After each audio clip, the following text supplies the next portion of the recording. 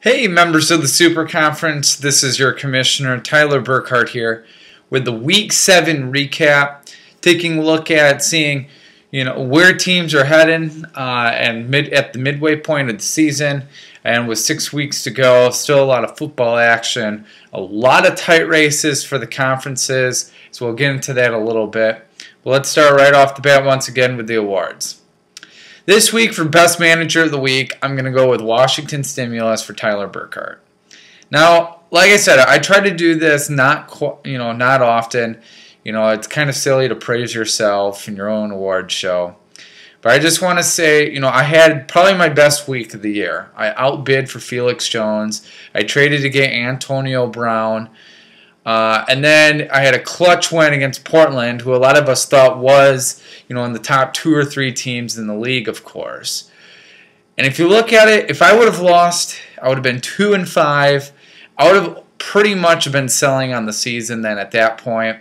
And I was able to get a win, not to mention with Ryan Matthews on my bye. So now I'm pretty much through all my buys. I just got really Frank Gore in Week 9. Otherwise, I'm good to go for the rest of the year. So I'm very excited about that, but a very good week for me.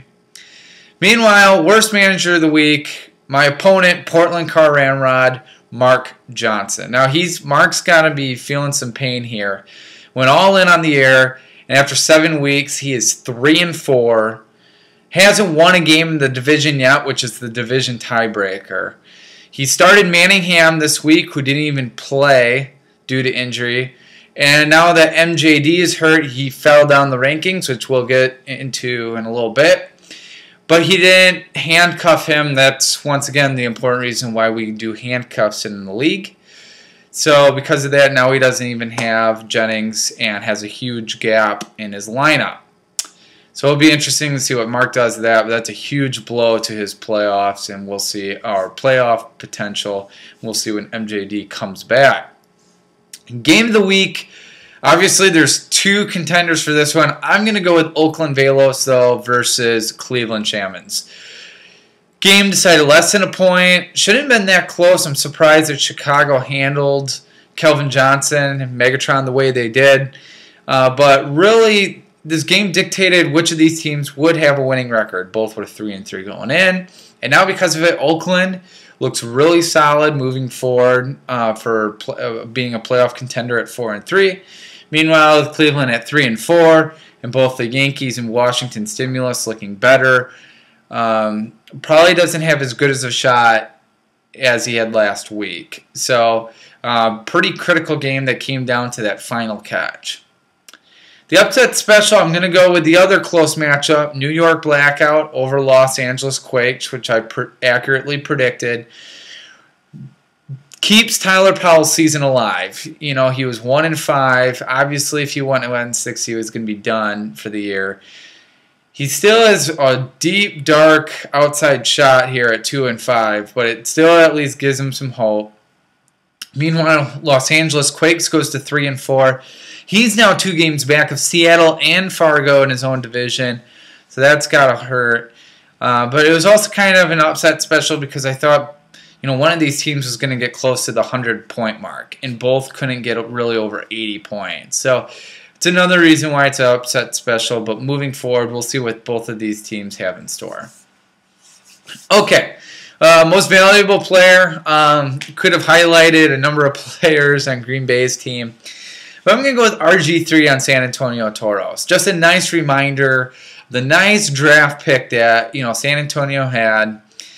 I still feel really crappy about that pick because I was 1 away from picking RG3. It was in my draft strategy. And sure enough, the pick before me, Tim took a and good decision for him. Tim is now 5-2 because of RG3. He scored 23 more fantasy points this week. And I think he was taken 11th or 12th among quarterbacks. And right now, RG3 has the 2nd most fantasy points among quarterbacks.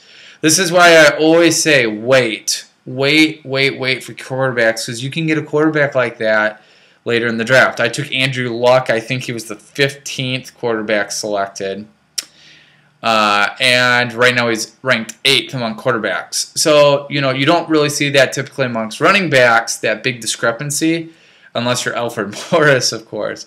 But you do see it amongst quarterbacks. So anyway, just thought I'd throw that out there. The fantasy dud, I have two, both on San Diego Whales.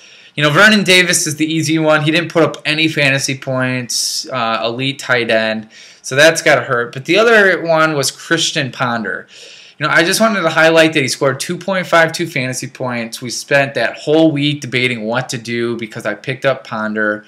In the end, I think we got it right. But I agree with, I think the comment Indianapolis Eyeball said that it was really entertaining that we spent all that time worrying about Christian Ponder. And this is why. He's really not that great of a quarterback. It's not like Arizona's a good defense, but it's not like it's an impossible defense like the Bears or whatnot. So I think he showed his true colors this week, and I'm going to put him in the fantasy dud column. All right, so let's get to the rankings. Really interesting, the top 3 teams lost. So, really what happens in the rankings. So I actually changed the top team. The winner goes to Green Bay Legends. I'm going to personally apologize to Adam Wirtz because I have not been a believer in his team all year. But really, I'm going to give him the credit. He's really put together a nice team.